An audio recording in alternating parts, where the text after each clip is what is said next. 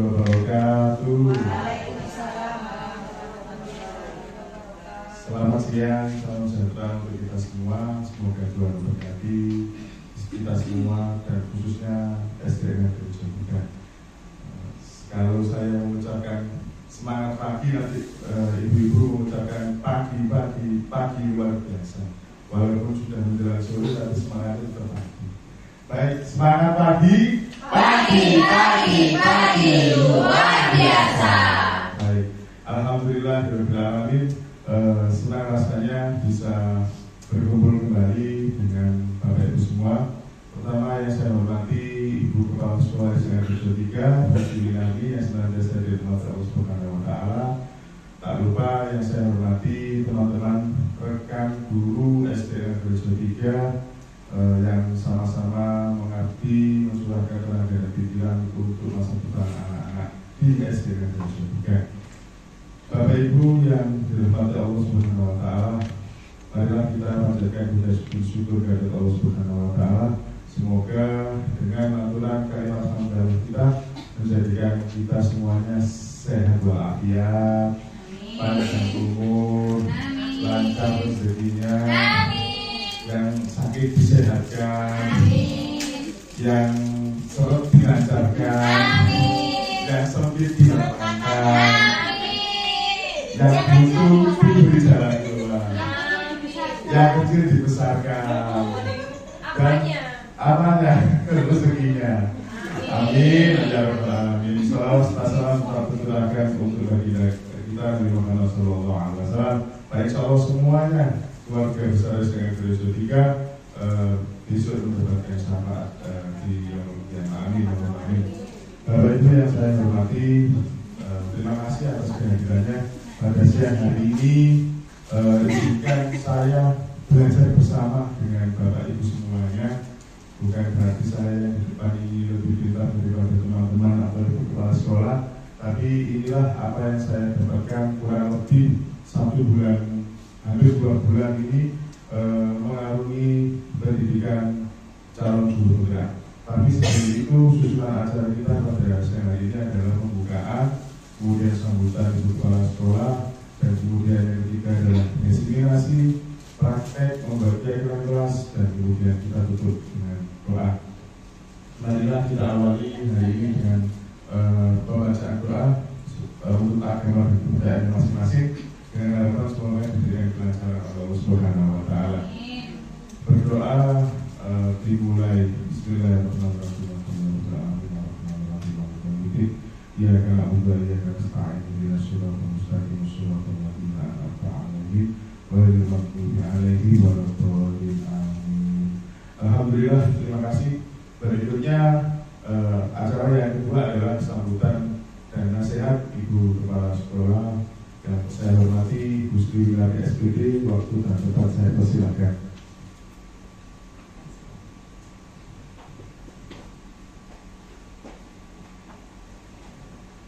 Assalamualaikum warahmatullahi wabarakatuh. Waalaikumsalam. Yang terhormat Bapak Ibu Guru SDN ketika yang dijuang ini, terima kasih panjenengan sudah menyempatkan dan meluangkan waktu hari ini. Mudah-mudahan mendapatkan berkah dari Allah Subhanahu wa Ta'ala. Dan selanjutnya terima kasih kepada Pak Rizky, calon pimpinan kita. Mudah-mudahan nanti sukses bersama Pak Rizky, bersama teman-teman di sekolah ini, karena nanti Pak Rizky akan mengeksplor ke kelas-kelas untuk pembelajaran dan pembelajaran selanjutnya. Kemudian marilah kita panjatkan puji syukur kepada Allah Subhanahu wa Ta'ala yang mana pada siang hari ini kita bersama-sama dalam keadaan sehat walafiat. Kemudian dibanyakkan pahala, diberikan rezeki yang halal, diberikan kesehatan keluarga, anak, istri, suami, diberikan kesehatan, keselamatan, panjang umur. Mudah-mudahan semua yang kita lakukan hari ini dan seterusnya menjadikan amal dan ladang ibadah kita. Amin. Karena semuanya karena keikhlasan kita akan ke sini niatkan yang ibadah, bukan mencari uang, bukan mencari apa-apa, namun hanya ibadah dan ibadah. Karena kenapa kita sudah bilang tua seperti saya ini sudah mau pensiun, jadi kita yang pertama adalah itu tujuannya sekolah. Harus juga di KP sudah juga ibadah, karena akan nanti ingin memberikan pembelajaran yang berpusat pada peserta didik di SDN Gereja 3 ini. selanjutnya adalah di sini Pak Rizky akan mengambil aksi nyata diseminasi budaya positif. Budaya positif yang akan disampaikan dilakukan di sekolah ini. Alhamdulillah di dalam raut pendidikan kita budaya positif sudah bagus ya. Mudah-mudahan dengan adanya 2 guru penggerak ini akan melambangkan nilai yang lebih bagus lagi dan tahun berikutnya akan mendapatkan bismillah. Karena walaupun sedikit 20 juta atau berapa itu merupakan luar biasa. Kemarin kita bisa membeli apa ini yang dipasang di Pak webcam ya. Itu kelihatannya sekarang kok nggak ada ya? Kok ada ya? Terima kasih. Semoga nanti Pak Adi dalam menjalankan ini tidak ada hambatan. Saya juga minta dukungan panjenengan semuanya. Tanpa dukungan panjenengan Pak Adi tidak bisa. Saya juga nggak bisa apa-apa. Karena apa ya? Kalau panjenengan protes tidak bersetuju ya, tidak setuju akan menjadikan panjenengan Pak Adi. Jadi saya minta semuanya bekerja bersama-sama untuk sekolah ini dalam hal akan mengembangkan budaya positif di sini. Banyak sekali yang akan didapatkan nanti akan disampaikan oleh Pak Adi. Saya hanya bisa menyemangati. Kemudian yang belum nanti di tahun berikutnya kalau ada di penggerak monggo silakan. Banyak sekali di sini yang berpotensi. Kalau saya tunjuk ini banyak. Kalau perlu ya saya tunjuk ya Bunia, Bu Ika, terus ini Bu siapa? Bu Puspa, Bu Zia, Bu Bisa, Bu siapa? Bu Farida, terus mungkin Bu Siska, bisa saja ya semuanya. Dan nanti kalau itu kan nggak tahu tuh ada perubahan apa yang lain yang saya juga bisa. Mudah-mudahan semua akan ada jalan keluar, ada jalan yang membentang di depan sana akan menunjukkan kesuksesan panjenengan semua. Yang sekarang tadi sudah disampaikan Pak Rizky, ini ada kesulitan segera dibukakan jalan keluar sama Allah, dimudahkan, diringankan dan dibebaskan dari segala sesuatu yang tidak kita lakukan.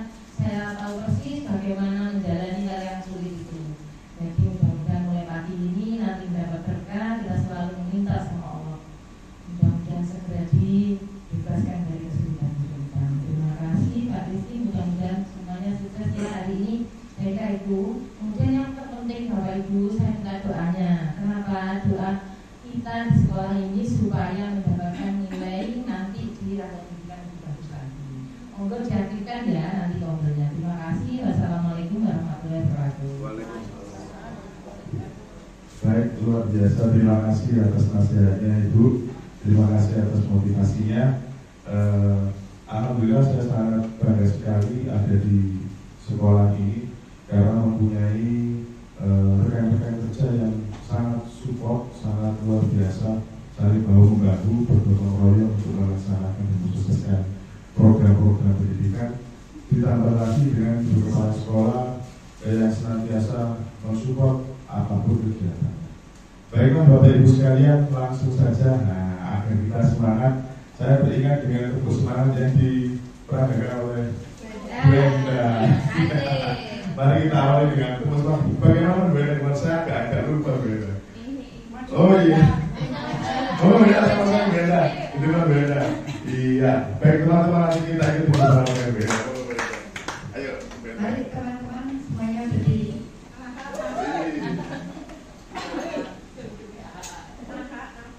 Coba supaya kegiatan ini semangat, mari kita melaksanakan tepuk semangat dulu nih. Tepuk semangat. Jak jak jak. Ding ding ding. Dung dung dung. Jak jak jak. Ding ding ding. Dung dung dung. Aha aha. Aha aha. Aha aha.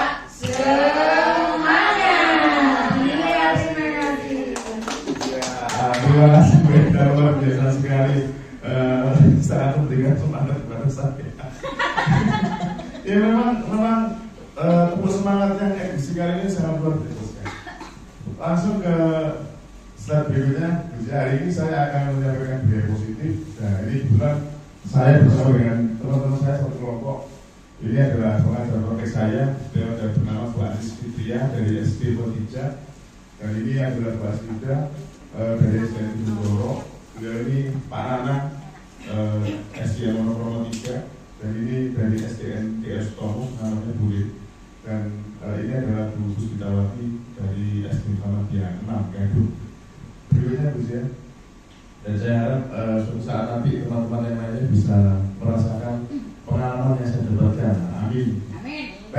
teman-teman semuanya, kita masuk ke kesepakatan forum diskriminasi. Kira-kira saya cuma menuliskan 2 poin dulu memang.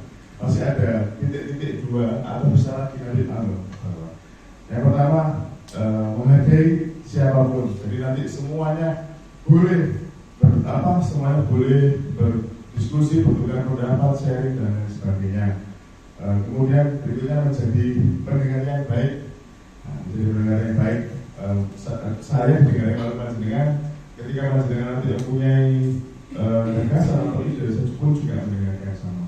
Dan yang ketiga adalah aktif dalam berdiskusi. Nanti kan ada sesi diskusi. Jadi biar diskriminasi ini tidak satu arah, hanya saya saja. Apa ditambahkan lagi? Masih ada lagi? Cukup? Atau ada lagi? Cukup ya? Langsung saja ke slide berikutnya. Ya.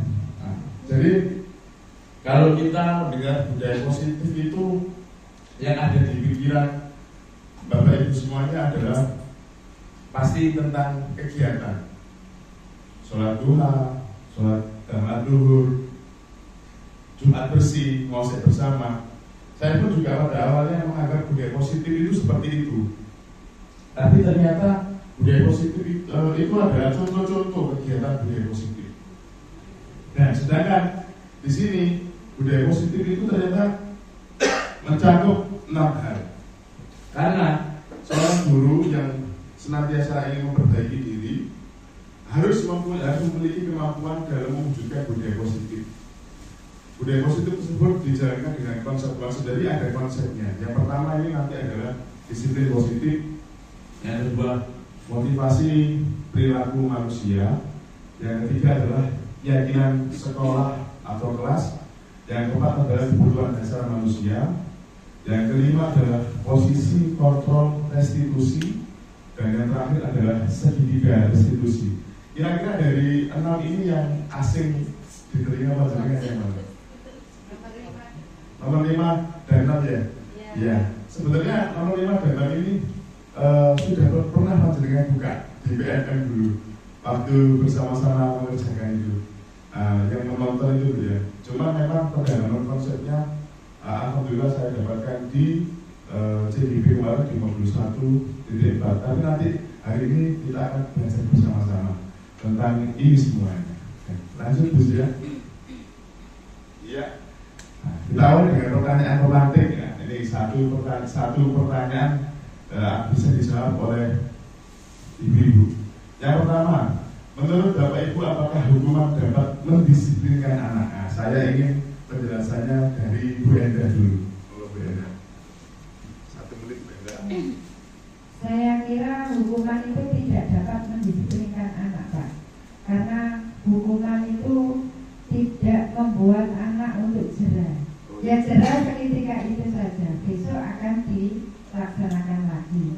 Nah, untuk membuat anak disiplin perlu ditanamkan apa disiplin itu dan apa akibatnya kalau kita disiplin gitu. Nah, ya, terima kasih. Iya, luar biasa. Saya setuju dan sepakat dengan Bu Enda. Disiplin menghukum itu terkadang memang tidak menjadi jaminan anak itu menjadi disiplin karena memang terkadang hanya jangka pendek, besok juga bisa menjadi mengulangi kesalahan kembali. Nah, itu. Berikutnya yang kedua, apakah pemberian hukuman dengan hal positif seperti membaca, membersihkan halaman sekolah dapat meningkatkan disiplin anak? Apakah pemberian hukuman dengan hal positif seperti mungkin saya sebagai guru agama mengetahui ada anak yang melanggar aturan, terus saya berikan hukuman membaca surat Yasin melalui pengeras suara ini atau hal-hal yang lainnya, apakah termasuk dapat meningkatkan disiplin pada anak? Kira-kira siapa yang berani menjawab? Kalau Bu Ika, ya saya ingin Bu Ika, Bu Ika, sebelum Bu Ika. Terima kasih Pak. Ya. Memberikan hukuman positif pada anak mungkin juga boleh Pak, Ya. karena untuk peningkatan pengalaman anak juga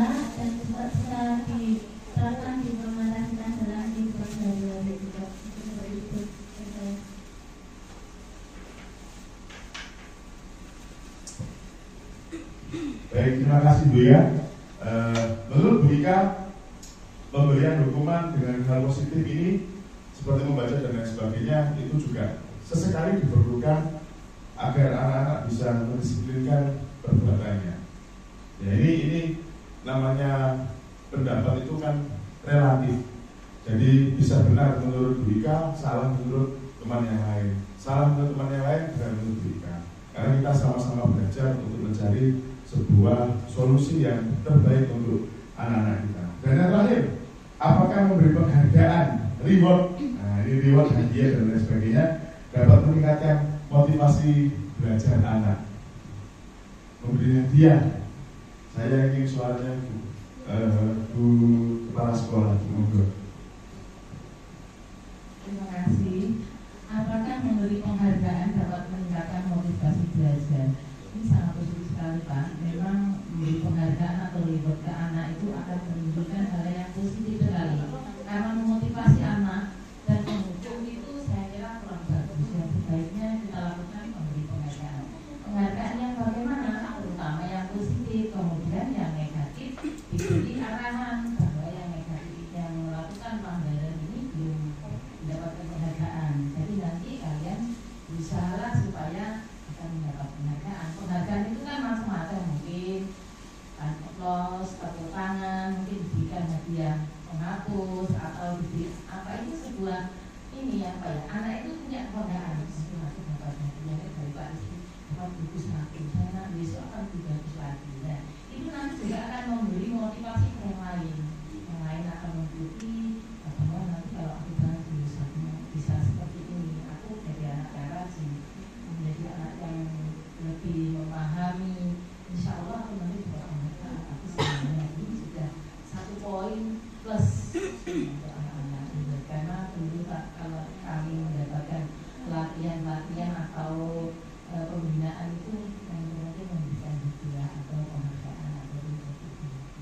Terima kasih Ibu.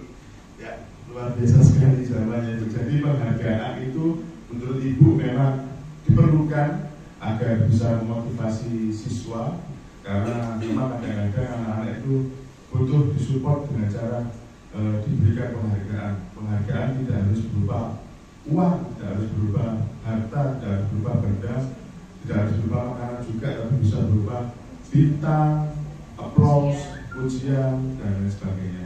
Baik, terima kasih atas jawaban yang dituangkan oleh Bapak Ibu semuanya. Kita langsung ke slide berikutnya. Iya, ada permainan Ibu. Jadi saya ingin permainan kepala tangan ya. Permainan kepala tangan. Jadi ada A dan B. Artinya mungkin nanti ada Bu Wid sama Bu Ani, ada Bu Eda dengan Bu Nia, atau ada Bu Ika dengan Bu Puspa. Jadi dua-dua maksudnya ya, dua-dua. Nah, silakan ambil satu benda yang menurut nanti apa yang B. Jadi nanti ambil satu benda yang menurut panjenengan itu sangat berharga, entah itu kertas, entah itu permen, entah itu sobekan koran, ya. Kemudian gantian nanti 30 detik. Saya ambil contoh, saya menggenggam. Saya digenggam oleh Bu Enda, maka tugasnya Bu Nia adalah bagaimana caranya Bu Enda melepaskan genggaman ini. Boleh didikit-dikit, boleh didikit-dikit, boleh diraih dengan pujian dan lain sebagainya. Yang pasti bagaimana caranya cara jenengan untuk melepaskan tangan kita. Tapi kalau misalnya tidak bisa ya tidak apa-apa. Tapi harus dicoba dulu bagaimana. Monggo silakan kita cari apa, mungkin bisa media permen atau folder atau apa yang bisa tidak harus kertas, bisa bolpen, bisa uang, bisa apa. Kita mulai dari sekarang. 1, 2, belum ya. Boleh. Oh, gantian dulu, diputuskan dulu sama dulu. Nah, mempengaruhi Ibu untuk melepaskan genggamannya. Bu Enda yang menggenggam, Bu Puspa boleh menggenggam, Bu Zia yang menggenggam, Mbak Ida kan nanti gantian. Oh iya. Bu Zia jadi bahasa saja. Iya, boleh.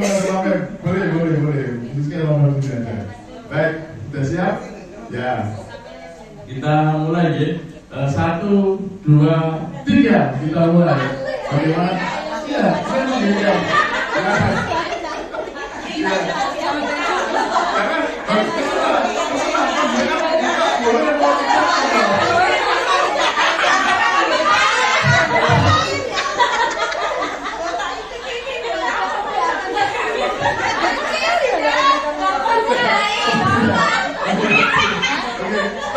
Stop, oke, baik. Iya, ya. Ada apakah saya sekarang mau tanya kepada Bu Enda, dunia apakah Bu Enda berhasil membuka genggamannya? Oh, tetap. Oke, baik. Sekarang saya ingin bertanya, silakan. Jadi saya ingin bertanya kenapa kok Bu Enda mempertahankan genggaman? Karena saya tidak mau apa yang saya miliki direbut.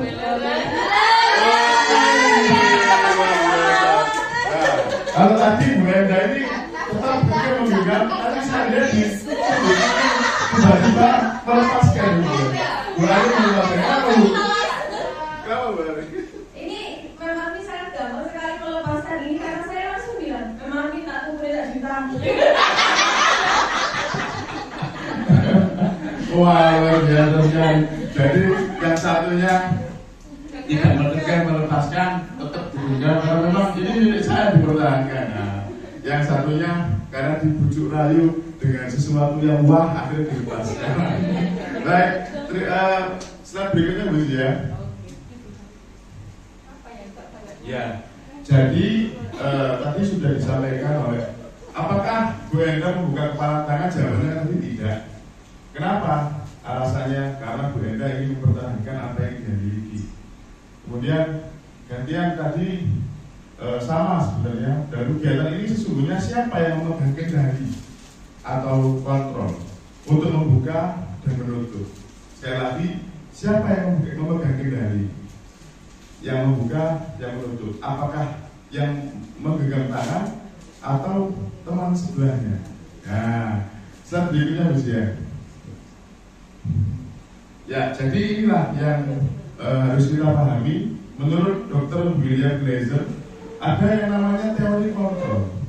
Teori kontrol ini artinya ada kontrol dalam diri, ada ilusi untuk mengontrol murid, ada ilusi bahwa kritik dan membuat orang merasa bersalah dapat menguatkan karakter, ada ilusi bahwa semua penguatan positif efektif dan bermanfaat, ada ilusi bahwa orang dewasa memiliki hak untuk memaksa. Artinya apa? Teori kontrol ini ternyata kita tidak bisa mengontrol orang lain. Yang bisa mengontrol itu adalah diri kita sendiri. Berikutnya halusinasi. Ilusi itu artinya sebuah gambaran, bisa jadi halusinasi. Dalam ilusi guru mengontrol murid, ya. Pada dasarnya kita dapat mengontrol atau memaksa murid untuk berbuat sesuatu jika murid tersebut memiliki untuk tidak melakukannya. Ya, kita punya kuasa untuk memerintahkan murid membuka atau menutup itu tadi, atau memerintah dalam hal apapun. Walaupun tampaknya guru sedang mengontrol perilaku murid, hal demikian terjadi karena murid mengizinkan dirinya untuk dikontrol oleh sang guru. Tetapi kesimpulannya, teori kontrol menyatakan bahwa semua perilaku memiliki tujuan, bahkan terhadap perilaku yang tidak disukai. Jadi semua perilaku mempunyai tujuan, walaupun itu perilaku yang tidak disukai. Dan ilusi bahwa semua penguatan positif itu efektif dan bermanfaat. Penguatan positif atau bujukan adalah bentuk-bentuk kontrol seperti yang dilakukan oleh Bu Siska kepada Bu Armi tadi, untuk mempengaruhi murid agar mengulangi suatu perilaku tertentu. Ya, suatu usaha untuk mengontrol tersebut dalam jangka waktu dari sayangnya dia akan bisa mengendalikan diri, tapi hanya dalam waktu jangka tertentu, tapi tidak jangka yang sangat panjang. Next, Bu ya. Ya, yang ketiga, ilusi bahwa kritik dan membuat orang merasa bersalah dapat menguatkan karakter. Menggunakan kritik dan merasa bersalah, artinya kita mengkritik siswa, memberikan rasa bersalah kepada siswa untuk mengontrol murid menuju pada identitas mereka. Contoh yang merasa bersalah begini, kamu nggak sayang sama Pak Rizky kalau sampai Pak Rizky dimarahi sama Bu Win seperti itu merasa bersalah. Ternyata dalam teori ini kan kadang-kadang kan menurut kita benar, tapi kan menurut teori ternyata salah, itu begitu. Jadi menurut William Glasser itu ternyata memberikan bersalah itu mengarahkan anak pada identitas gagal.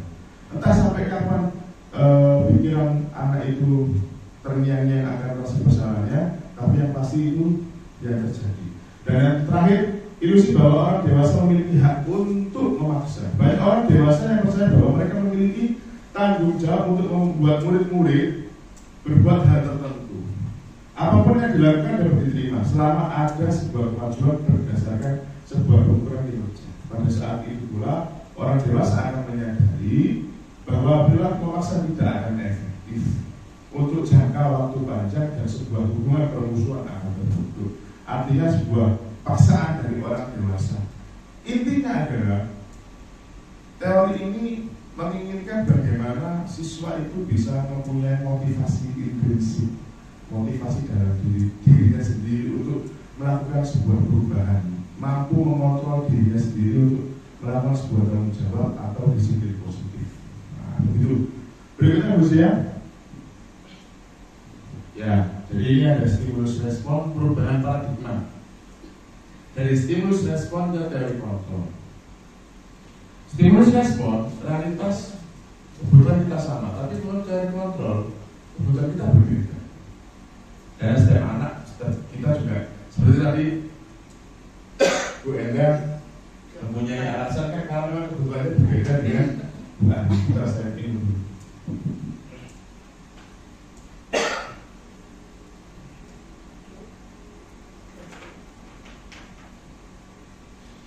Dan di bawahnya saya bisa mengontrol orang lain, tapi secara teori kontrol orang lain tidak bisa mengontrol saya tidak bisa mengontrol orang lain. Ini secara teorinya, walaupun saya juga kadang di awal-awal itu ternyata memang selama ini pemahaman saya berarti salah, teorinya seperti ini, ya itu. Tapi ya ini adalah sebuah ilmu baru, hasil keilmuan yang baik untuk bisa kita praktekkan. Walaupun tidak langsung, karena memang harus butuh pembacaan yang berulang-ulang, pemahaman yang mendalam. Berikutnya Bu Sia. Ya, kita masuk ke disiplin positif. Next Bu Sia. Nah, saya akan bertanya lagi kepada Bapak Ibu. Apa yang panjenengan pikirkan ketika mendengar kata-kata disiplin?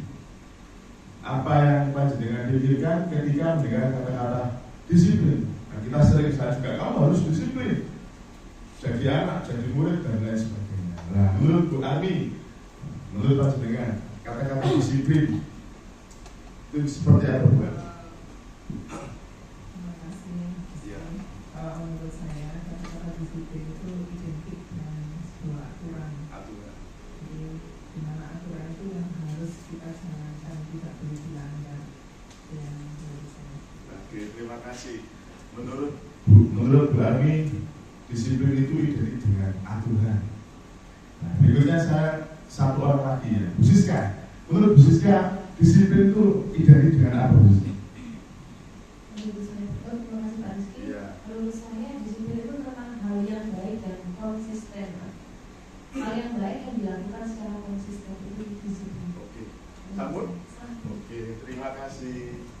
Hal yang baik yang dilakukan secara konsisten. Nah, kita harus bersama-sama belajar karena saya sendiri juga memahaminya disiplin itu identik dengan tata tertib, dengan hukuman, dengan penegakan disiplin dan lain sebagainya. Next Bu. Ya, betul memang jawabannya. Dalam budaya kita, disiplin itu tata tertib, menegakkan aturan, pemberian sanksi. Padahal kalau dalam teorinya sesuatu yang dilakukan seseorang pada orang lain untuk mendapatkan kepatuhan. Kecenderungan umum adalah menghubungkan kata disiplin dengan ketidaknyamanan, bukan dengan apa yang kita hargai atau pencapaian suatu tujuan yang mulia. Jadi memang di kalangan kita kebanyakan memang kalimat disiplin itu arahnya pada hal-hal yang tidak nyaman, kemudian hukuman dan lain sebagainya. Apakah akan kita biarkan begitu saja pemahaman kita sampai seterusnya atau harus perlu kita ubah? Nah, berikutnya misalnya. Iya. Ini saya ambil salah satu kegiatan budaya positif dan mengarah ke disiplin positif kalau dilakukan setiap Jumat dan setiap harinya.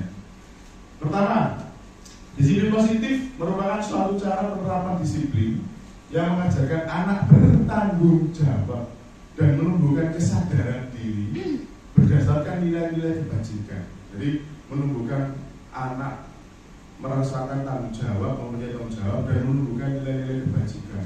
Nilai-nilai kebajikan kan sangat banyak sekali, mulai dari menghargai, menghormati dan lain sebagainya.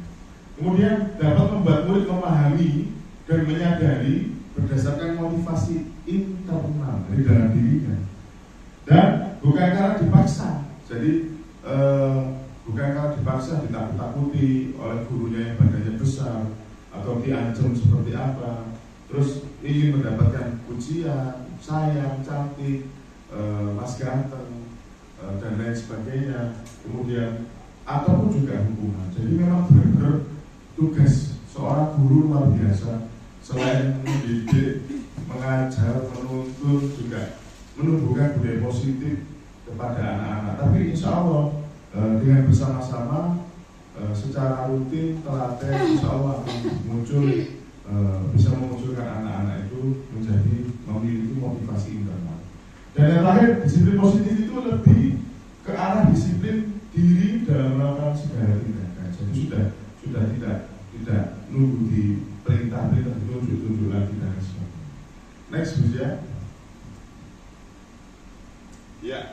Nah, dari disiplin positif lah ini nanti kemudian maka anak-anak memiliki nilai-nilai kebajikan menurut sesuai dengan profil pelajar Pancasila yang sudah kita sering lihat dan kita hafalkan, mulai dari sifat beriman dan bertakwa serta berakhlak mulia, kemudian mandiri, bernalar kritis, kreatif, bergotong royong, serta berkebinekaan global. Next, Bu ya. Ya, kita masuk ke teori berikutnya. 3 motivasi perilaku manusia. Sejujurnya sebagai manusia, saya sendiri pun dalam melakukan sesuatu itu ada motivasinya. Beraneka ragam motivasi saya. Sama, murid-murid kita juga demikian. Melakukan segala sesuatu itu pasti ada motivasinya. Ada 3. Yang pertama adalah motivasi dorongan. Mereka melakukan sesuatu itu untuk menghindari sebuah hukuman atau rasa ketidaknyamanan. Terus yang kedua, ada kalanya anak-anak itu melakukan sesuatu itu untuk mendapatkan imbalan, hadiah atau penghargaan dari orang lain. Sebagaimana yang kita lihat dalam lomba 17 kemarin, semangatnya anak luar biasa karena memang ada motivasinya.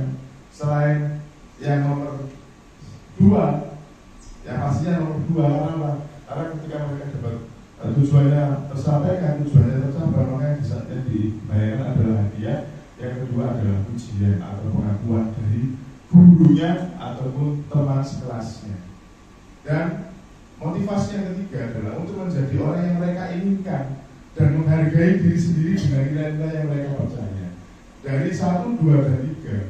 Nah, ini ditujukan kepada motivasi yang nomor 3 sebenarnya. Bagaimana anak-anak ini bisa menjadi dirinya sendiri dengan memahami nilai-nilai yang baik yang harus dia lakukan dalam kehidupan sehari-hari, tanpa dia harus takut dihukum, tanpa dia melakukan itu untuk mendapatkan hadiah atau penghargaan. Berat, iya memang. Kalau untuk anak-anak usia kelas 1, 2, 3, nah, bisa mulai dipupuk dan ditanam itu di kelas 4 sampai 6 dan bahkan sampai SMA. Itu tujuannya apa?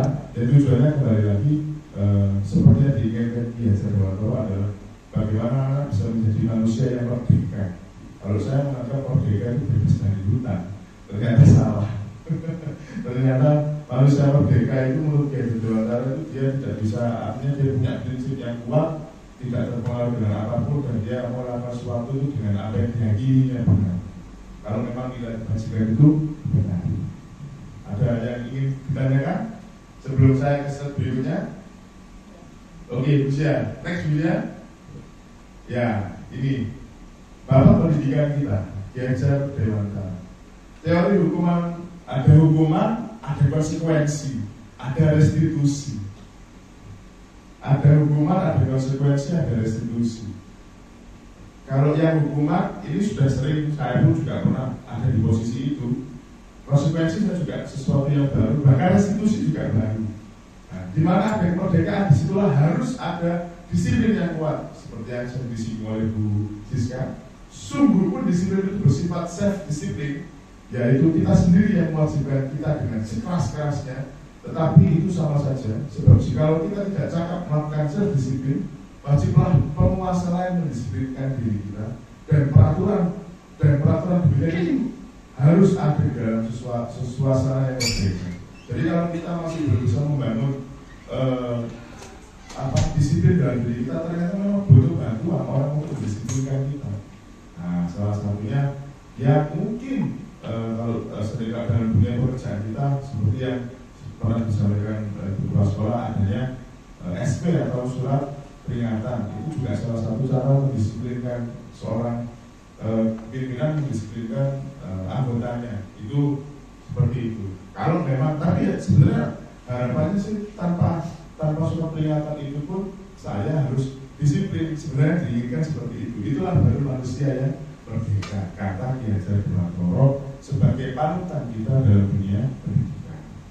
Berikutnya Bos ya.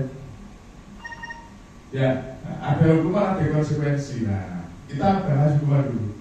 Hukuman itu ternyata kata Bu Yanda tadi tidak sepakat. Ya karena apa? Sesuatu yang menyakitkan harus terjadi, membuat anak sakit fisik maupun hati untuk jangka waktu yang lama.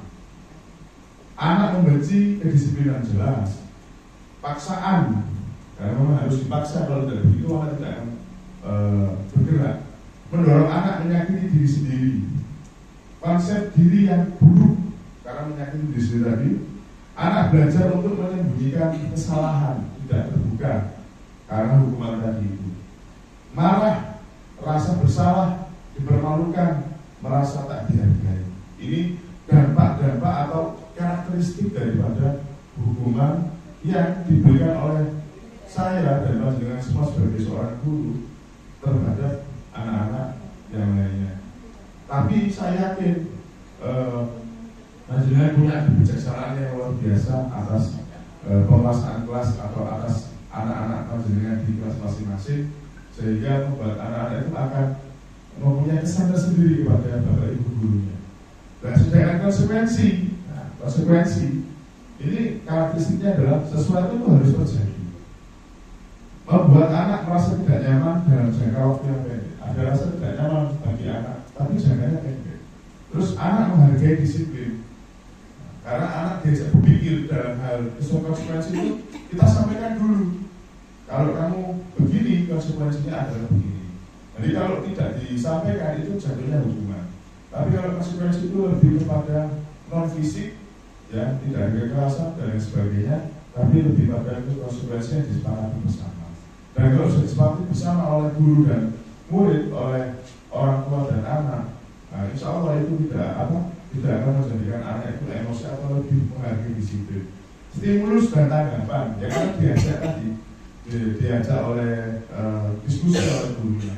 Terus mendorong anak agar mudah menyesuaikan diri, konsep diri yang baik, anak belajar untuk mematuhi peraturan, kemudian kehilangan hak dibuat tidak nyaman, diasingkan untuk sementara. Jadi bedanya konsekuensi dan hukum di situ. Berikutnya Busia, next. Lah, monggo kita cermati dan kita jawab bersama-sama. Kira-kira nih, yang nomor 1, ada tindakan guru. Yang pertama, mencatat 100 kali. Ini saya sadur dari beberapa poin di LMS. Mencatat 100 kali dalam buku kalimat, saya tidak akan terlambat lagi karena terlambat ke sekolah. Kira-kira menurut panjenengan masuk konsekuensi atau masuk hukuman? Masuk hukuman. Baik, nanti kita hentikan lagi. Menggantikan kertas tugas teman yang telah dicoret-coret, konsekuensi. Murid diminta untuk push up 15 kali kalau tidak menggunakan masker, hukuman. Murid diminta bertelanjang kaki sepanjang hari, hukuman. Membersihkan tumpahan air di meja tulis karena tersenggol pada saat belajar, ya, konsekuensi. Duduk di bangku di pinggir lapangan pada jam istirahat tidak diizinkan bermain oleh guru BJOK atau guru tiket karena mencederai teman saat bermain di lapangan. Hukuman atau konsekuensi? Hukuman. Duduk di pinggir lapangan ibu ya, pada jam istirahat. Baik. Berikutnya membersihkan WC. Hukuman ya. Lari mengelilingi lapangan basket 2 kali. Hukuman. Oke, kita buktikan. Bus ya. Next bus ya. Iya. Nah, ternyata yang duduk di ini tadi ada yang hukuman, ada yang konsekuensi. Jadi konsekuensi karena dia tidak di ini fisik bu, hanya duduk. Dipahamkan bahwa dia sudah mencederai teman. Jadi konsekuensi inilah yang bisa kita praktekkan, tapi ternyata masih ada solusi di atasnya konsekuensi lagi. Namanya adalah restitusi. Nanti kita akan pelajari bersama-sama. Jadi, oke lah, saya juga pernah mendapatkan hukuman dari guru saya dulu di waktu SD, bahkan di SMP. Bahkan saya rasa panjenengan pun juga merasakan hal yang sama. Itu dulu sekali. Kalau itu kita terapkan di anak-anak sekarang, wah, sudah langsung wartawannya pada datang di sini semua. Itu yang dan bahkan dulu juga saya juga pernah mengalami hal yang sama, menjadi seorang guru yang sangat tidak menyenangkan karena suka memberikan hukuman, apalagi itu hukumannya fisik. Bahkan pernah ditantang diajak duel sama anak kelas yang buahnya besar, tidak pernah. Berikutnya, Gus ya, setelah memahami, nah di sini ada 3 kolom, ada hukuman, konsekuensi, restitusi. Ini tadi yang saya sampaikan tadi, ada solusi yang paling baik daripada hukuman, konsekuensi, dan restitusi. Ini perbandingannya. Jadi yang pertama, sesuatu yang menyakitkan harus terjadi. Ini tidak menyakitkan, tapi harus terjadi. Seperti ngelap meja tadi, karena dia sudah berusaha membasahi meja tadi. Restitusi merupakan pilihan. Kita diberikan pilihan mau konsekuensi atau restitusi. Gitu. Terus yang kedua, tidak nyaman untuk murid untuk jangka waktu panjang. Sedangkan ini tidak nyaman untuk murid jangka waktu pendek, hanya pada saat itu saja. Tapi tidak membekas. Mungkin rasa sakitnya tidak ada. Kalau hukuman mungkin rasa sakitnya kan akan berhari-hari. Kalau dipukul lalu lari juga akan berhari-hari. Tapi kalau restitusi menguatkan, memberikan penguatan murid untuk dalam jangka waktu yang panjang. Nah, ini nanti slide-nya bisa, ini semuanya ada, saya simpan dan suatu saat dengan butuh kita bisa pelajari bersama-sama. Lanjut Bu ya. Ini ya dinas kelas, ini foto saya di Bu Farida dari waktu itu anak masih kelas 3. Mengapa keyakinan kelas kok tidak peraturan kelas saja? Apa bedanya peraturan kelas dan keyakinan kelas? Di awal-awal mempraktikkan ini juga saya pada saat itu juga bingung. Kenapa kok keyakinan kelas tidak peraturan kelas saja? Berikutnya Bu ya. Baik. Kita coba perhatikan pertanyaan kedua. Mengapa kita memiliki peraturan tentang penggunaan helm pada saat mengendarai kendaraan roda 2 atau motor? Kira-kira kenapa Bu kita harus menggunakan helm pada saat berkendara?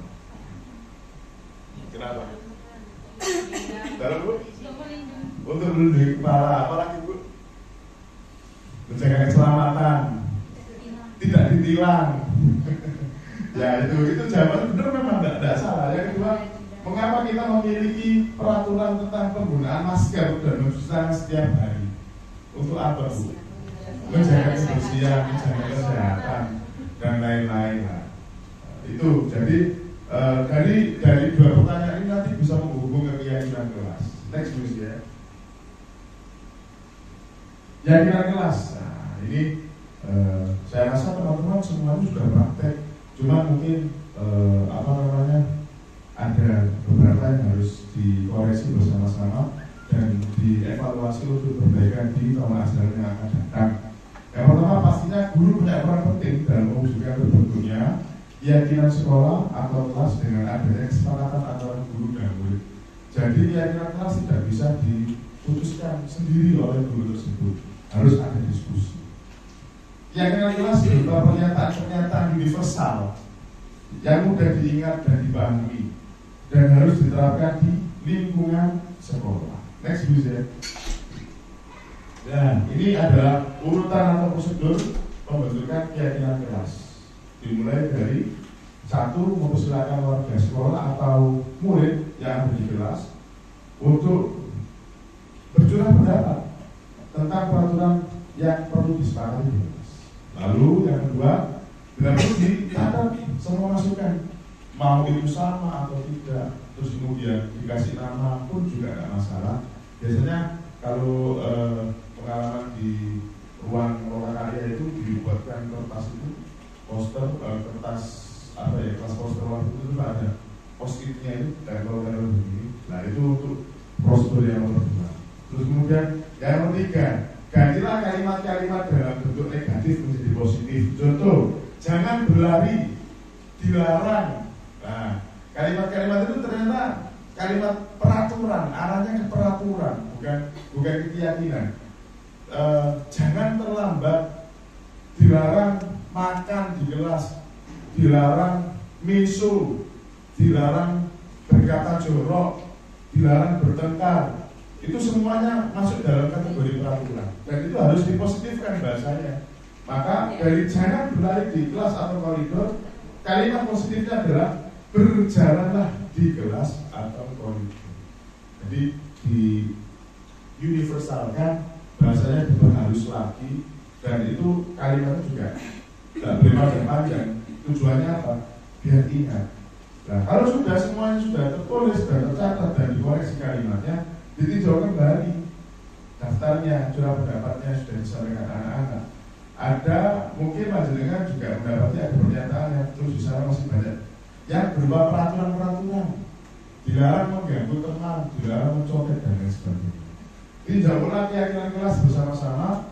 Harusnya setelah beberapa peraturan telah disatukan menjadi beberapa keyakinan, maka juga bentuk pernyataan keyakinan akan berkurang. Jadi dari larangan-larangan yang sampai 10 tadi, jadilah keyakinan yang menjadi lebih ringkas lagi.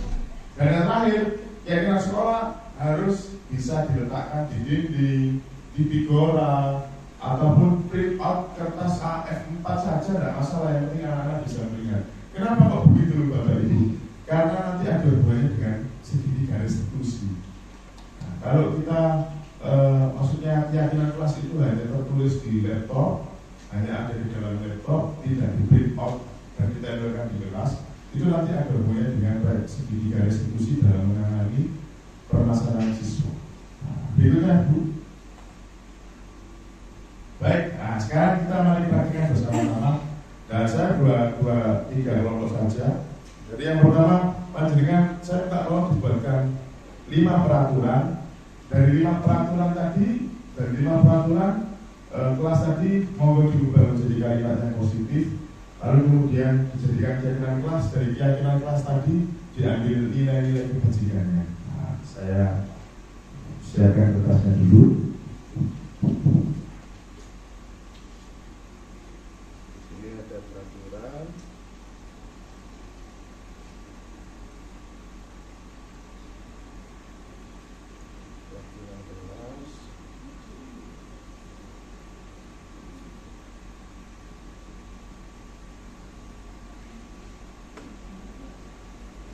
Monggo Bu.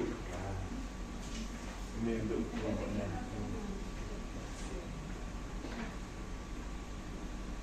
Buatkan peraturan 5 Bu. 5. 1, 2, 3, 4, 5 apa? Monggo boleh dilarang apa? Kemudian masuk ke keyakinan kelas. Boleh sama dengan keyakinan kelas yang di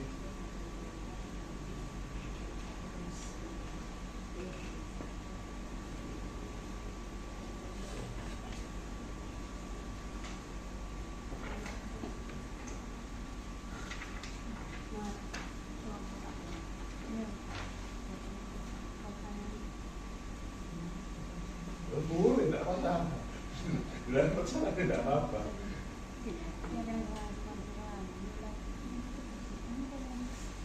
Toleransi, tanggung jawab, seperti itu.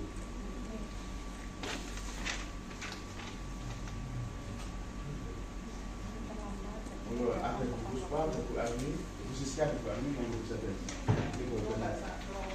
Ya, 3 saja, mewakili. Nah, di peraturan itu condong ke kalimatnya negatif.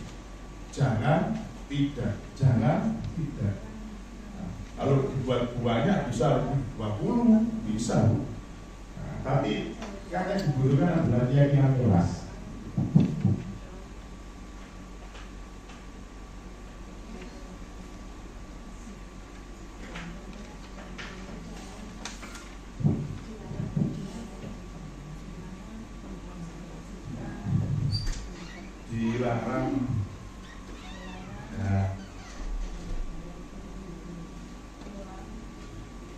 Dilarang, tidak boleh, jangan, dilarang naksir gurunya lah, itu kan juga larangan.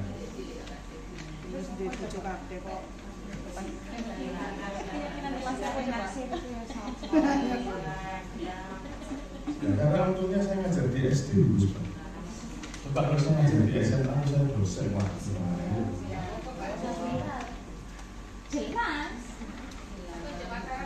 Oh, boleh ibu. Boleh punya istri, boleh punya pacar. Oh, begitu.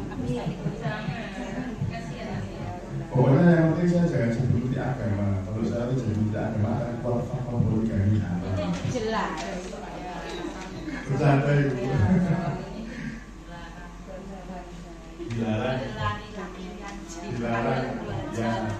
lari. Dilarang rame boleh. 5. Kalau keyakinan kelas bebas.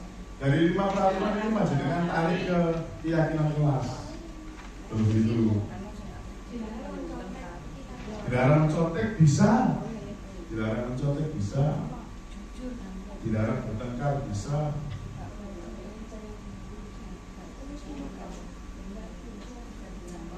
Ya nanti dari 3 kelompok saya akan minta untuk 1 kelompok saja menyampaikan hasil diskusinya.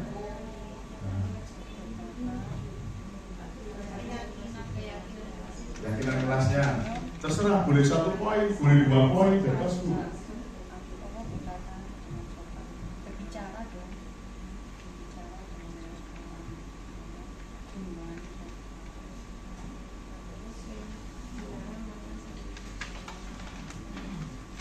Dilarang makan sambil berjalan, boleh.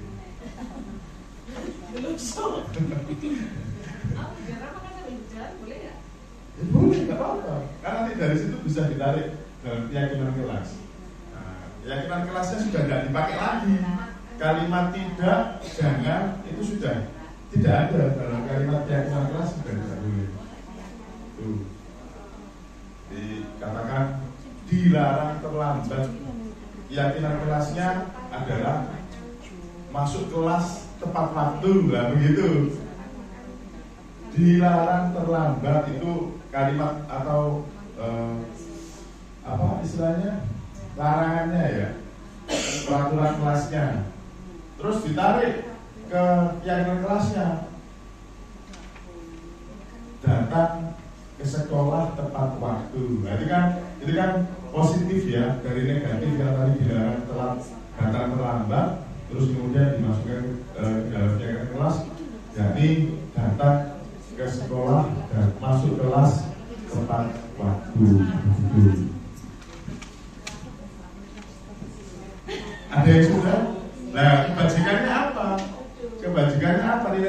kebajikannya dari yang contoh saya tadi, dilarang jangan datang terlambat. Keyakinannya adalah masuk kelas tepat waktu. Nilai kebajikannya adalah disiplin. Nah itu begitu.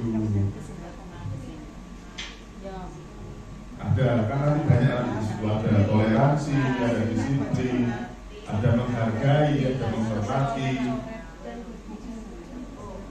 ada kasih sayang, ada percaya diri, dan masih banyak lagi yang lainnya.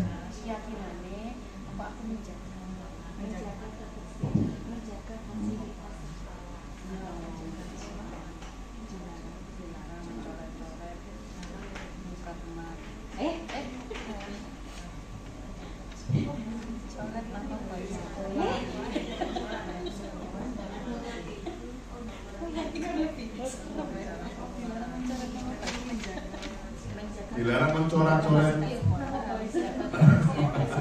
Nanti plakatnya dipilok. Dilarang mencoret papan sekolah.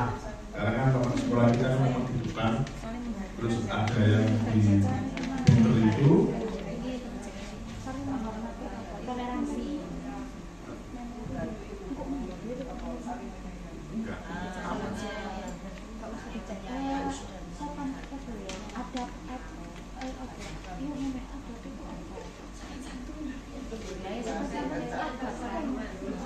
Apa itu? Ada. Iya. Etika. Nilai kebajikannya adalah etika. Etika positif.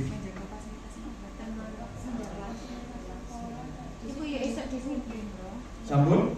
Nah, nanti perwakilan satu orang maju di depan membacakan sesuatu saja.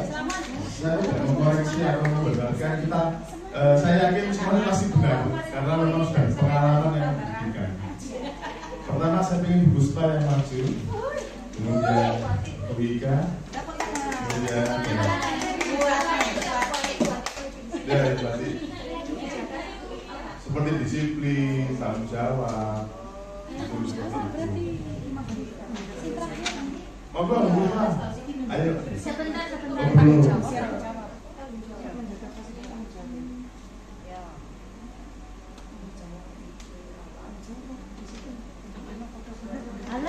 Iya, tidak ada yang memarahi Ibu. Nanti saya Bu Puspa, saya kembali Pak Sol. Monggo Bu Puspa. Assalamualaikum warahmatullahi wabarakatuh. Waalaikumsalam. Saya akan membacakan peraturan kelas. Ini peraturan dulu. Peraturan yang pertama adalah tidak boleh terlambat sekolah. Yang kedua, dilarang membuang sampah sembarangan. Yang ketiga, dilarang membuli teman. Yang keempat, tidak boleh berkata kotor. Yang kelima, dilarang mencoret-coret bangku sekolah. Keyakinan kelas ya. Keyakinan kelasnya yang pertama, datang tepat waktu ke sekolah. Yang kedua, menjaga kebersihan. Yang ketiga, saling menghargai dan menyayangi sama teman. Yang keempat, berbicara dengan sopan. Yang kelima, menjaga fasilitas sekolah. Nilai kebajikannya yang pertama, disiplin. Yang kedua, menjaga kesehatan. Yang ketiga, toleransi. Yang keempat, etika. Yang kelima, tanggung. Luar biasa, tepuk tangan. Apa saya bilang? Memang semuanya ini pada dasarnya sudah menjadi guru penggerak. Ya, sudah guru penggerak. Iya, karena pengalamannya yang luar biasa. Berikutnya ada lagi Bu Ika. Ya, sambung Bu Ika.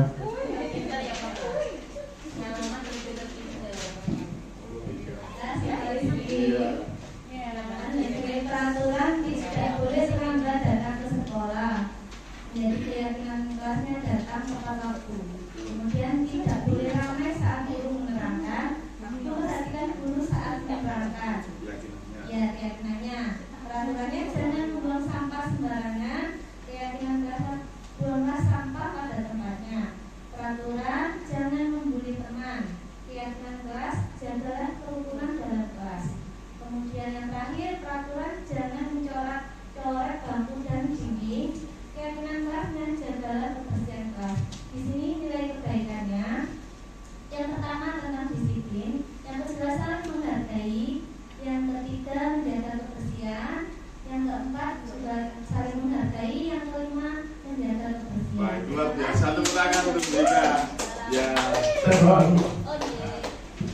Terima kasih. Terakhir, Bu Ati. Ah, walaupun pensiun kurang hitungan bulan, tapi semangatnya masih membara. Menyala Bu Ati.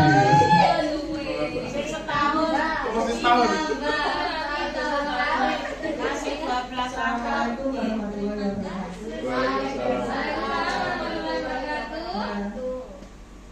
Peraturannya dilarang mencontek, kemudian keyakinan kelasnya mengerjakan segala sesuatu dengan jujur, nilai kebajikannya tanggung jawab. Kemudian yang kedua, dilarang makan sambil berjalan. Kemudian keyakinan kelasnya lebih sopan makan dengan duduk, nilai kebajikannya sopan. Kemudian peraturan yang ketiga, dilarang membuli. Kemudian keyakinan kelasnya menghormati antar sesama teman, dan nilai kebajikannya adalah menghargai sesama teman. Kemudian peraturan yang keempat, tidak boleh bertengkar. Keyakinan kelasnya saling menyayangi antar sesama teman. Nilai kebajikannya rukun, toleransi, saling menyayangi. Kemudian yang peraturan kelima, dilarang ramai. Tenang saat pelajaran berlangsung, keyakinan kelasnya dan nilai kebajikannya adalah disiplin. Terima kasih Mbak. Terima kasih. Tepuk tangan untuk Mbak Sita, luar biasa. Ternyata dari sini saya sudah tidak meragukan lagi kapasitas panjenengan semua, ya jelas karena memang pengalamannya sudah banyak sekali. Tinggal nanti saya minta tolong Bu Win dianggarkan untuk pencetakan keyakinan kelasnya setiap kelas Bu. Biar bagus Bu. Oh figura Bu ya. Oh iya ada figuranya. Tinggal teman-teman mau mengajukan ke Ibu bagaimana, mau yang print out yang besar seperti poster lilin itu Bu ya, itu harganya 75.000 per ya kertasnya itu, atau mau ditaruh di S4 di figura, kayaknya sekolah punya figura banyak Bu ya. Nah itu ternyata luar biasa, ternyata sudah difasilitasi oleh Bu Mas. Tepuk tangan 20.000 kita. Iya, tinggal kita minggu depan tahun ajaran baru atau nanti bisa disusun lagi, dilihat di laptopnya diberi. Nah, iya, senang sekali rasanya saya bisa bersama-sama tadi mempraktekkan untuk membuat keyakinan kelas. Next bus ya. Wah, kita ice breaking dulu sebentar. Next bus ya. Iya, duduk saja.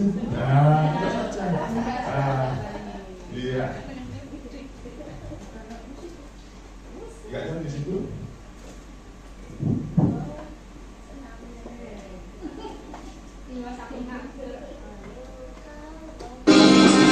Bluetooth mode.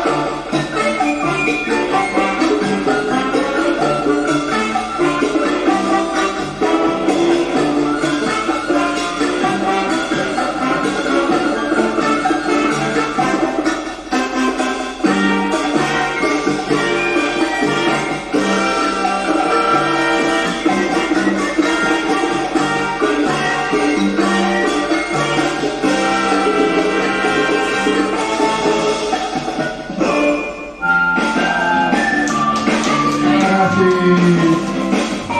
Ini senang menolak lansia, Bu. Senang menolak lupa. Baik, iya. Berikutnya adalah kita masuk ke kebutuhan dasar manusia. Next, Bu ya. Masih banyak, Bu. Jadi kita mulainya molor. Dan pertanyaannya adalah ketika seorang murid melakukan suatu perbuatan yang bertentangan dengan nilai-nilai kebajikan, ternyata yang mereka langgar peraturan itu sebenarnya dikarenakan mereka gagal memenuhi kebutuhan dasar manusianya mereka sendiri. Next, Bu ya. Nah, jadi ada 5 kebutuhan dasar manusia dari bertahan hidup. Jadi anak-anak itu bukan hanya kita yang bertahan hidup, anak-anak juga mempunyai kebutuhan bertahan hidup.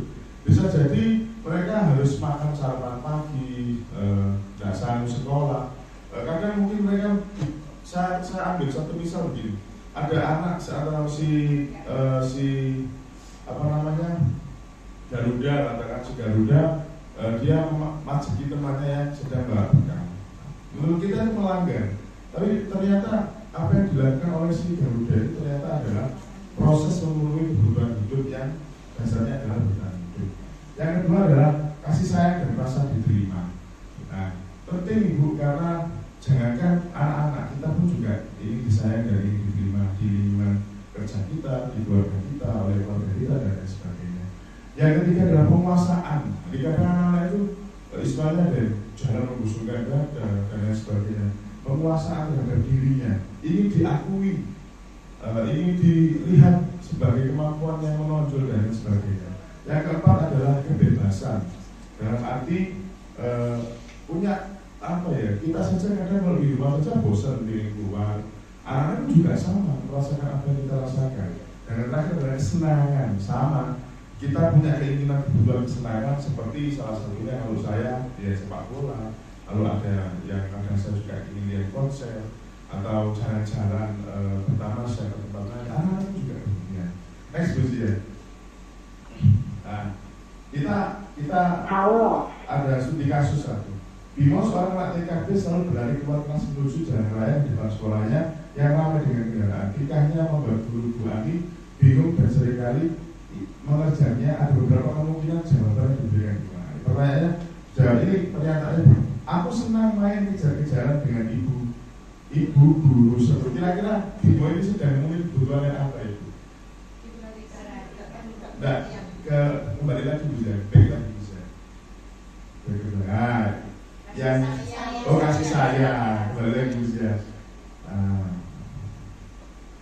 Nah, jadi ternyata kesenangan, aku senang bermain. Sebenarnya kebutuhan yang ingin dipenuhi Bima adalah kesenangan, karena memang dia senang bermain, maka dia guru dengan cara kejar-kejaran dan lain sebagainya. Bisa jadi anak-anak kita seperti gila dan lain sebagainya seperti itu. Yang kedua, kasus kedua, studi kasus yang kedua.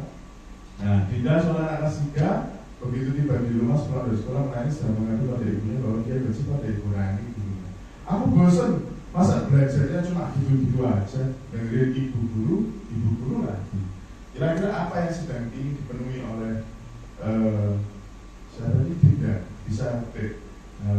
Nah, bertahan hidup, kasih sayang, penguasaan, kebebasan atau kesenangan kira-kira? Betul, kebebasan Ibu, karena dia merasa bosan cara belajarnya hanya gitu-gitu aja. Baik. Nah, sekarang masuk ke posisi kontrol restitusi. Next ya. Apa sih posisi kontrol restitusi? Jadi dalam kita seorang guru itu mempunyai posisi dalam menangani kasus bersama anak-anak. Ada kalanya kita bisa sebagai penghukum, kemudian ada sebagai pembuat rasa bersalah, guru sebagai teman, guru sebagai pemantau, dan guru sebagai manajer. Agar nggak bosan kalau mendengarkan saya ceramah terus atau mungkin ada aspek visual yang dari Bapak Ibu lebih bisa dilihat videonya. Next please ya.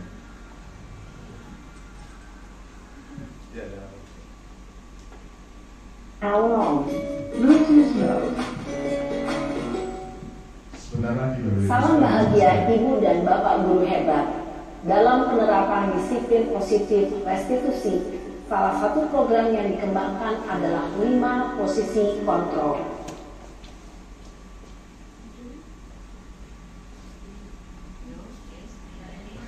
5 posisi kontrol dalam restitusi adalah proses perjalanan seorang pendidik agar dapat mengenali dirinya. Pada video kali ini, kita akan membahas tentang ini.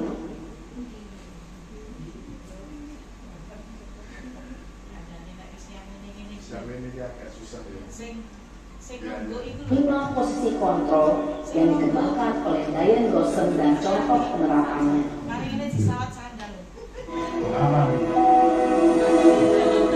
Jadi ini langsung dipraktekkan oleh 5 posisi kontrol itu adalah 1. Posisi penghukum, 2. Posisi pembuat merasa bersalah, 3. Posisi teman, 4.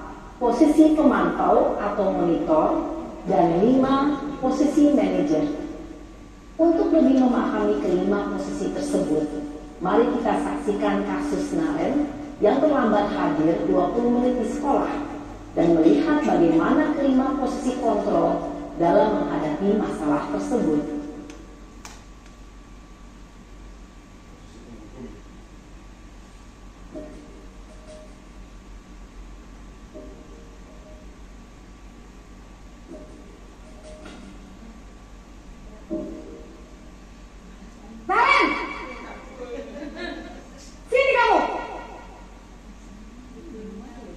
Selamat pagi, Bu.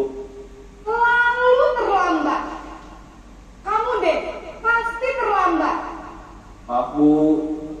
Saya... Apa? Apa coba? Alasan kamu apa lagi? Kapan sih kamu tidak terlambat?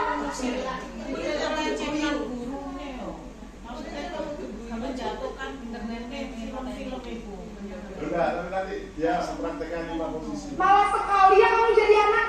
Saya... Dasar pemalas. Jangan takut sih kamu. Sudah berapa kali terlambat? Sana, kamu keliling lapangan basket 2 kali. Kenapa saya harus keliling lapangan basket, Bu? Kenapa? Kamu melawan ibu. Berani-beraninya jawab. Sudah terlambat, masih berani jawab enggak? Sekarang, keliling lapangan basket 5 kali sekalian. Biar kapok. Pergi sana ke lapangan basket. Posisi penghukum biasanya berbicara dengan nada tinggi, menghardik, menunjuk-nunjuk, menyakiti, dan menyindir. Hukuman bisa berupa fisik maupun psikis. Ibu dan bapak guru hebat, dampak yang terjadi pada murid ketika guru berada pada posisi penghukum adalah murid cenderung akan memberontak, bahkan menyimpan dendam. Posisi membuat merasa bersalah.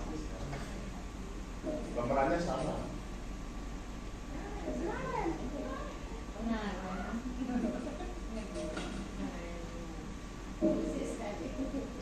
Naren!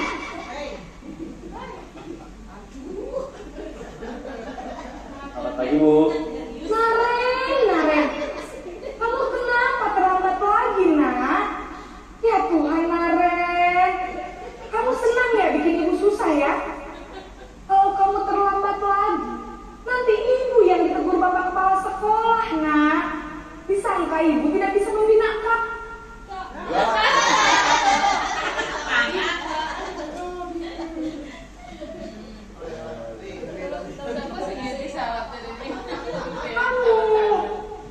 Duh, gimana ini?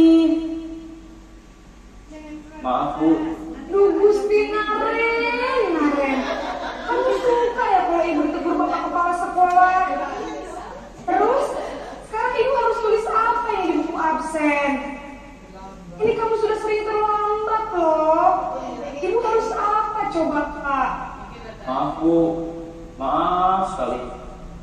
Ya sudah, lain kali jangan bikin ibu susah lagi ya, nak ya. Ibu tidak akan kuat lagi kalau kamu begini terus.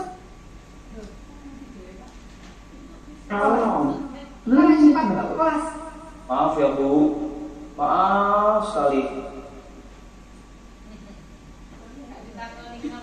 Posisi pembuat rasa bersalah berbicara dengan nada tenang, cenderung lembut, Namun kata-kata yang diutarakan membuat murid merasa menjadi orang yang gagal, memandang buruk dirinya sendiri, merasa tidak berharga, dan tidak sanggup membahagiakan orang lain.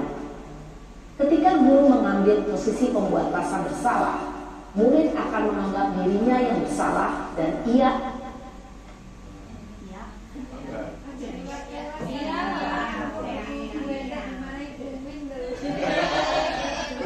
bisa seperti itu akan menyimpan emosi negatif tersebut di dalam dirinya. karena ada posisi teman ini.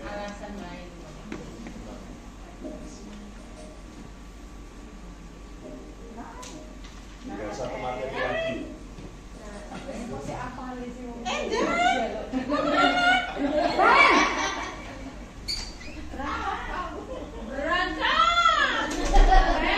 Kata ibu. Wah, sudah jam berapa ini nak? Terlambat lagi ya saya. Iya bu, Abi. Saya terlambat membangunkan dong.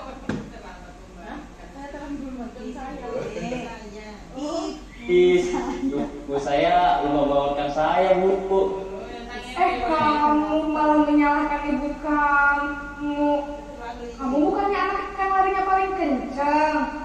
Kok terlambat sih? Iya bu, saya memang terlambat bangun tadi. Jadi biarpun saya lari kencang, tetap gak kekejar bu. Ya sudah sana, nanti lain kali larinya lebih kencang lagi ya, biar gak terlambat lagi. Bikin senang ibu demi ibu, bisa kan? Bisa bu. Ya sudah sana ke sekolah, ibu beresin urusan absen kamu. Kamu ini ada-ada saja. Dalam posisi teman, guru berbicara dengan nada suara ramah, akrab, cenderung bersenda gurau untuk menjaga suasana tetap santai. Murid akan merasa senang, aman, dan akrab dengan guru. Identitas yang tercipta adalah identitas sukses atau berhasil. Namun, perlu diingat, karena ini masih dorongan eksternal, maka ada faktor ketergantungan dari murid kepada orang tertentu.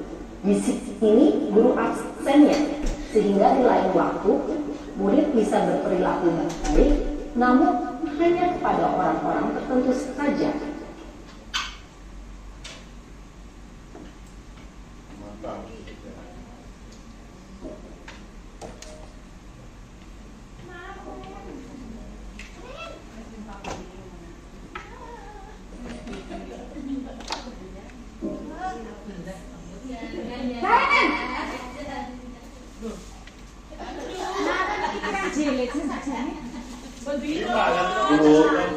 Karen, apa peraturan sekolah kita tentang jam berapa kita harus masuk sekolahnya? Kita harus di sekolah jam 7 bu. Iya betul, sekarang sudah jam 7.20. Karen sudah tahu konsekuensinya jika terlambat hadir? Paham bu, saya harus tinggal kelas pas jam istirahat selama 20 menit. Ya benar, konsekuensinya demikian. Jadi nanti jam 9.30 pas istirahat, kamu harus tinggal di kelas, kerjakan tugas tambahan untuk ketertinggalan kamu, ya? Baik bu.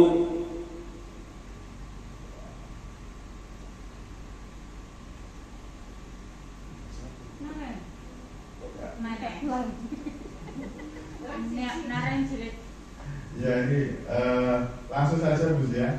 Kita ke saja. Nah, ke garis institusi yang terakhir. Jadi tadi sebenarnya yang terakhir itu dari pemantau ada penghukum, pembuat rasa bersalah, teman, pemantau, yang terakhir itu manajer. Saya sendiri dari materi itu tadi kemudian berintrospeksi diri. Ternyata saya di awal masuk sekolah, di awal menjadi guru, aku di posisi penghukum, karena pernah menghukum anak-anak juga. Tapi lambat laun kita juga belajar ingin menjadi lebih baik lagi. Ternyata kita sudah mulai ada di posisi teman. Lalu yang baik yang mana seorang guru? Ada di posisi manajer atau manajemen murid untuk bisa mengarahkan murid, mendorong murid menyelesaikan masalahnya sendiri. Maka inilah solusi yang diberikan oleh William Glasser untuk menangani permasalahan anak, yakni segitiga restitusi. Ada tiga tahapan. Yang pertama adalah menstabilkan identitas, ada validasi tindakan yang salah, menanyakan keyakinan kelas. Ini prosedurnya Bu sudah pakai. Nah, berikutnya Bu ya. Nah, ini yang saya praktekkan bersama dengan kelasnya Bu Disa. Ada Hanifah sama siapa namanya? Risma. Ini mereka saya skenariokan seolah-olah terlambat datang ke sekolah. Maka saya panggil dua anak ini. Awal yang saya lakukan adalah menstabilkan identitas. Menstabilkan identitas dilaksanakan berdasarkan prinsip bahwa membuat kesalahan adalah bagian dari proses pembelajaran yang nantinya akan menggeser identitas gagal ke arah identitas sukses. Jadi saya tanya alasannya kenapa kamu terlambat. Maka dia menjawab, yang satu ada yang menjawab karena tidur kemalaman, yang satunya juga karena main HP. Maka di situ menstabilkan identitasnya agar mereka tidak merasa jatuh. Bahwa saya sampaikan sebagai manusia biasa, terkadang Pak Aris pun juga pernah melakukan hal yang sama atau pernah berbuat kesalahan. Itu salah satu contoh kecilnya. Tapi masih banyak pengembangan yang lainnya. Berikutnya Bu ya. Dan kemudian validasi tindakan. Kita tanya, kita arahkan, kita tanya kepada mereka alasan melakukan seperti itu. Salah satunya contohnya Nesya yang saya ajak kemarin untuk membuat tugas ini, dia makan di dalam kelas. Maka saya di situ untuk memvalidasi tindakan yang salah, saya menanyakan kepada Nesya, apakah makan di dalam kelas itu merupakan perbuatan yang baik atau benar atau salah? Maka dia menjawab salah Pak. Lalu kenapa mau melakukan itu? Maka dia menjawab sesuai dengan apa yang dia rasakan dan kita tidak menghakimi, kita arahkan. Maka di sini teorinya adalah validasi tindakan yang salah dilakukan berdasarkan prinsip bahwa setiap perilaku berupaya memenuhi kebutuhannya tadi. Karena tadi dia tidak sarapan, berarti dia memenuhi kebutuhan yang pertama, survival, bukan itu.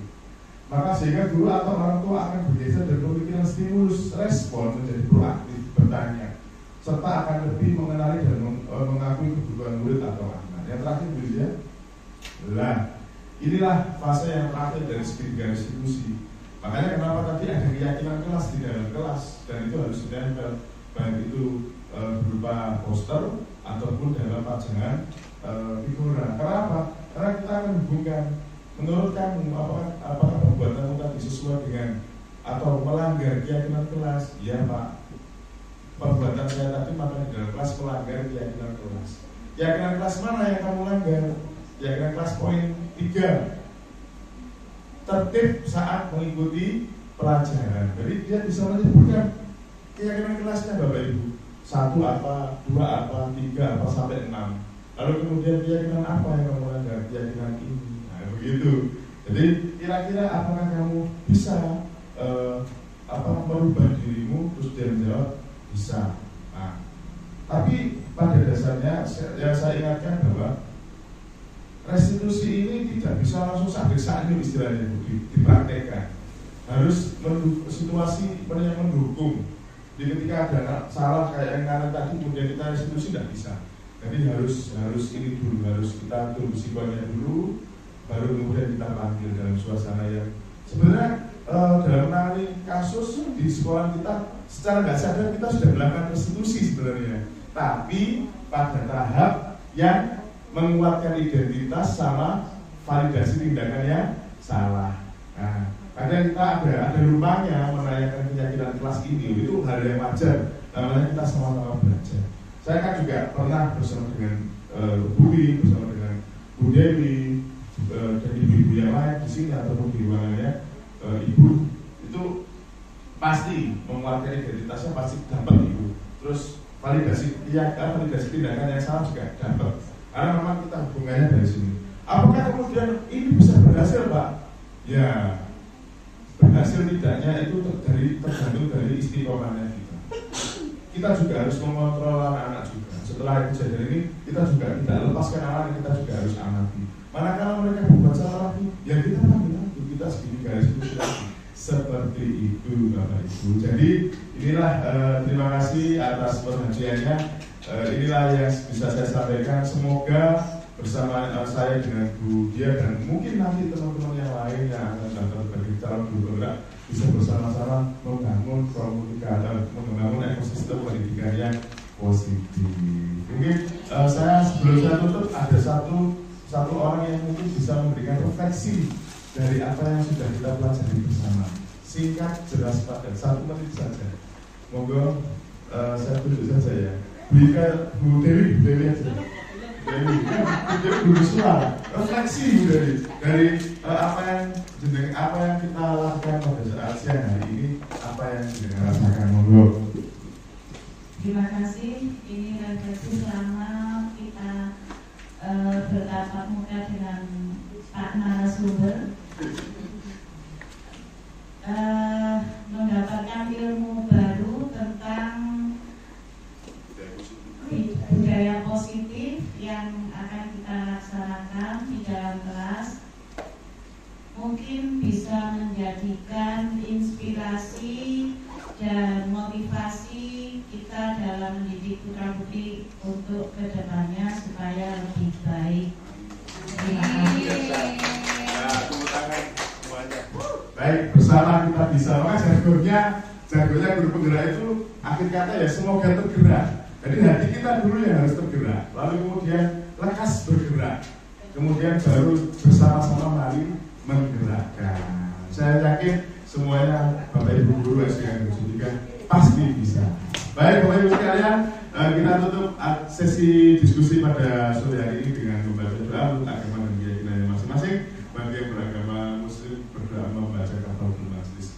Subhanakallahumma wa bihamdika asyhadu an la ilaha illa anta astaghfiruka wa atubu ilaika. Terima kasih Bu Yud, terima kasih teman-teman semuanya.